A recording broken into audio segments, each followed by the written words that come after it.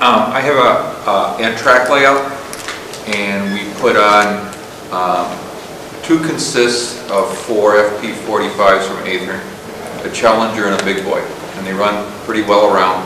Periodically we'll get a short, and the short will keep coming back, and we have to take like 4 of the engines, push them halfway off the track, and then drop them back on, then everything runs again for a while until it shorts out again. Any ideas about that? Okay, so you're saying you're getting units brown out or do something funny partway around the layout? And then it stops all of them. They all stop, and I have to take 4 of them, push them up on one wheel so they're off the track. Power comes back up, the other engines start up, I drop it back on, it starts up, and everything runs for a while. What are the decoders in those? Pardon? What are the decoders in those? These are N scale, FP45s from Aether. the Tsunamis. The Tsunamis? Yes. I don't know, Dave, do you have much experience? I mean, inrush current. Yeah.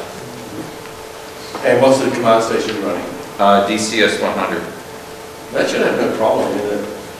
David had more experience. We're talking about 10 locomotives all. Yeah, Yes, it will. I've had that problem, we've had that problem, and it's usually due to the fact that when the short occurs and when it comes back up, the capacitors and all of the engines are charging and they just drop it down again because... Yeah, I think the one thing you could do with the DCS 100 command station, you can take the short circuit timeout and go to 600 milliseconds from 85. Oh, you can do that. I did that and it solved the problem. It did. Yeah, well, you're on the edge there. I run the match. And you know, there are some sound decoders, not particularly smart, those are usually pretty good performers, but there's some decoders that came on the market now. QSIs. Well, I don't want to say, Yeah, I know, but... I don't want to say names, but they're pretty hopeless in terms of inrush currents. And that's something that I think the NMRA should have dealt with. Yeah. We made some proposals back in Gopingen to try and specify that there needs to be control over those inrush currents.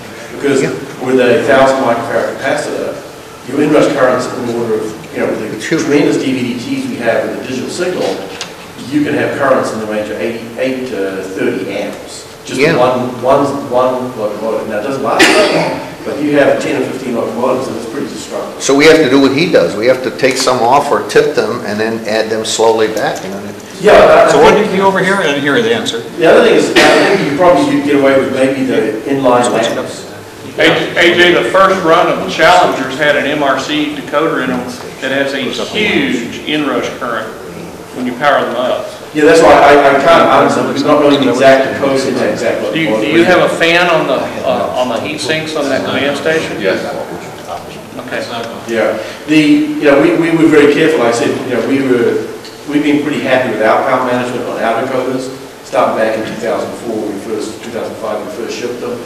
We can put 10,000 microfarads, 30,000, 100,000 microfarads on our capacitors, the black and the blue. I mean, still run a regular programming track. So that was a problem we had seen with some of those other sound decoders early on, the very mid-2000s. So we worked very hard to solve those inrush currents, at least on the decoders we made, that we support and warranty and try and make it reliably work with our systems. So our power management is not just words, I mean, it works quite well. So if you put a 10,000 microcapacitor on, if you can find room to hide it, that's a pretty hossy capacitor. You turn the sound off, it'll keep running for several seconds, even after the power's off. That's a lot of water. The next thing, the best thing for the battery. Can you repeat your original answer about CVs or whatever to change? Oh, okay. There may be a possibility of, depending on how many locomotives he has and the amount of inrush current he gets from the different decoders. The thing is, you can tell the DCS 100 option switch. Dave can get it in the manual. There's an option switch that increases. 18, I think. Sorry? I think it's 18. Yeah, probably option switch 18. If you close it, it'll go from 85 millisecond short circuit shutdown to 600 milliseconds. Okay. I don't like to do that because at 600 milliseconds you can generate a lot of heat and you can weld a lot of things to the rails. But that might give you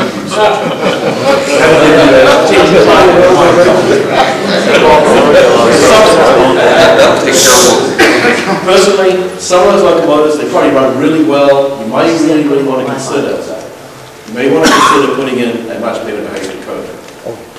Because they're kind of affordable now, and you'll save a lot of trouble. Okay, That's my one thought I had. Can I do a follow-up with that? Go ahead. I have a Zephyr, which I use as my programming track all the time. And I just indicated I had a lot of Aether and FP45s with sound decoders in them. And for some reason, they are really difficult to program. And I had 16 of them, and 11 out of the 16, I could not give it a new address. That's true. Okay, Dave, what's your experience with it? Got to go into blast mode. Yeah, the Zephyr was updated about, that came out in 2001, I think. And we started to see a lot of these sound problems in 2002 and 3. So at some point we added option switch 1, I think, on the Zephyr. Is that option switch 7? 7, okay, yeah. And 7 gives you the ability to blast with 5 amps, or sorry, that's 2.5 or 3, whatever it is on the Zephyr, on the main line.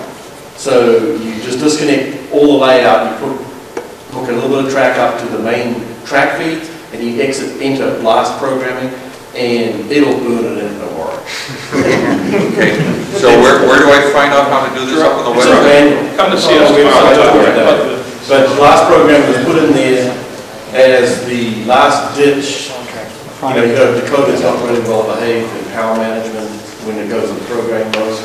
The blast program on the Zephyr will pretty much smack on the side of the head. But it does a great job.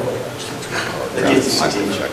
I have the same trouble reprogramming the number with a 200, 8 amp, an N scale. Yeah, the DC200 has a much lower power programming track. Oh, no. So you need to program pretty much everything on the main line, except of course you get back to probably the address. And that's Yeah, I can't program the address. Yeah. That's a little bit, I guess. Unfortunately, we never did a blast programming mode. So you're saying if I put it on another, I have another system at home, 100. The 100's the same. 100 has the same programming track set up as the drum. But a Zephyr will definitely fly right. Okay. Zephyr will get it. I apologize, we didn't put that in the 100 to 200, but that product has been out for, we discussed, 14 years now? 14 years. Yeah, I mean, I can't, I have to pinch myself occasionally, I think it's still like that. You know, I'm amazed. Anyway, does that answer your questions? Okay, any others? But I'll put new sound coders as my personal choice. You give me a good deal?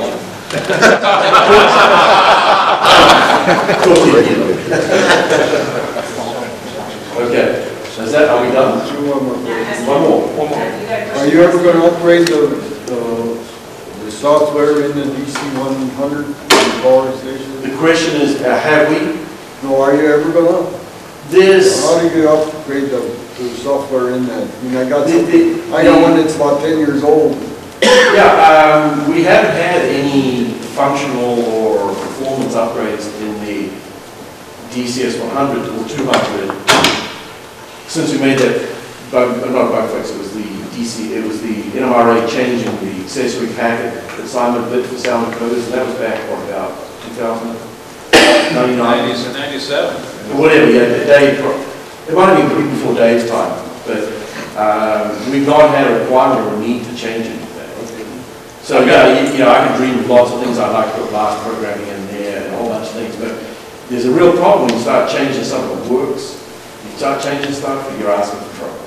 I've got a DCS 100 that's 14 years old, and all I've ever done to it is change the battery in it once.